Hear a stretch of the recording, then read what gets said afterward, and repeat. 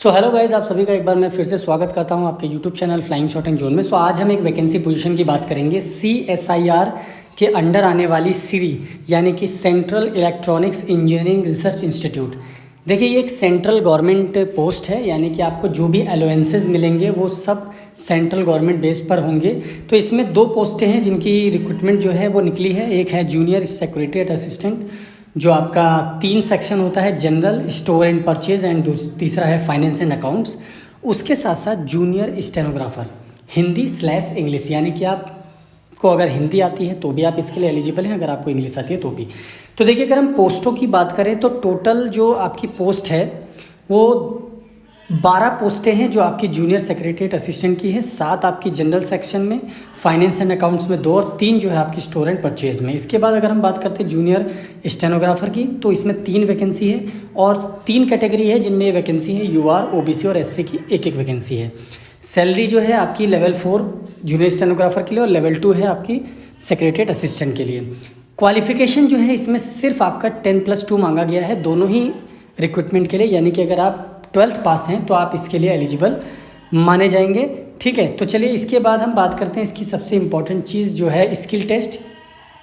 तो देखिए, अगर आप जूनियर सेक्रेटरीट असिस्टेंट के लिए अप्लाई करते हैं तीनों सेक्शन में से किसी में भी, तो आपको हिंदी या इंग्लिश जिसमें भी आप देना चाहते हैं उसकी टाइपिंग आनी चाहिए। अगर आप इंग्लिश में देते हैं तो 35 वर्ड्स पर मिनट की आपकी टाइपिंग होनी चाहिए, और अगर आप हिंदी में देते हैं तो 30 वर्ड्स पर मिनट की 30 वर्ड्स पर मिनट की आपकी टाइपिंग स्पीड होनी चाहिए। देखिए, मोड ऑफ सिलेक्शन की बात करें तो दोनों ही एग्ज़ाम्स में, दोनों ही रिक्रूटमेंट में आपका रिटन टेस्ट होगा पहले, उसके बाद आपको शॉर्टलिस्ट किया जाएगा स्किल टेस्ट के लिए।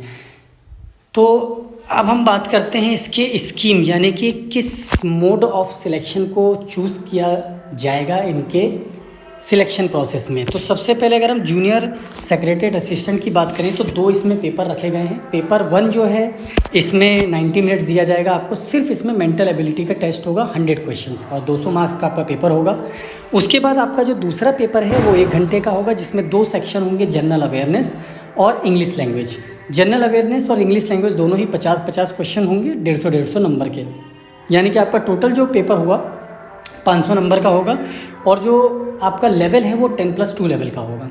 चलिए, इसके बाद हम बात करते हैं जूनियर स्टेनोग्राफर की। देखिए, जूनियर स्टेनोग्राफर का जो सिलेबस है या स्कीम ऑफ एग्ज़ाम आप कह सकते हैं वो सेम है जैसा SSC या बाकी एग्ज़ाम्स में कराया जाता है, यानी कि 50-50 जो क्वेश्चंस हैं 50-50 मार्क्स के जनरल इंटेलिजेंस एंड रीजनिंग और जनरल अवेयरनेस में लिया जाएगा, और 100 मार्क्स की आपकी इंग्लिश लैंग्वेज होगी, 100 क्वेश्चंस।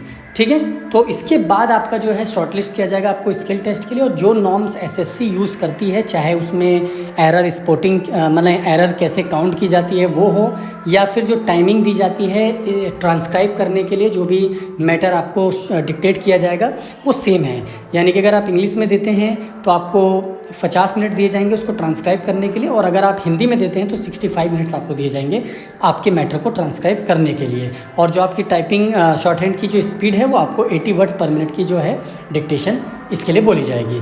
सो गाइज़, इतना ही है, सिंपल है, अच्छी पोस्ट है। राजस्थान जो है इसका हेडक्वार्टर है, यानी कि आप अगर इस सीरी के लिए अप्लाई करते हैं तो आपकी पोस्ट जो है मोस्ट प्रोबेबली राजस्थान में ही मिलेगी, बट आप ऑल इंडिया लेवल पर हैं तो भी आप इसके लिए अप्लाई कर सकते हैं। सो गाइज़, अगर ये वीडियो इन्फॉर्मेशन आपको अच्छी लगी हो तो लाइक और शेयर ज़रूर कर देना। अगर आप चैनल पे नए हैं तो चैनल को सब्सक्राइब ज़रूर कर लें। Thank you so much.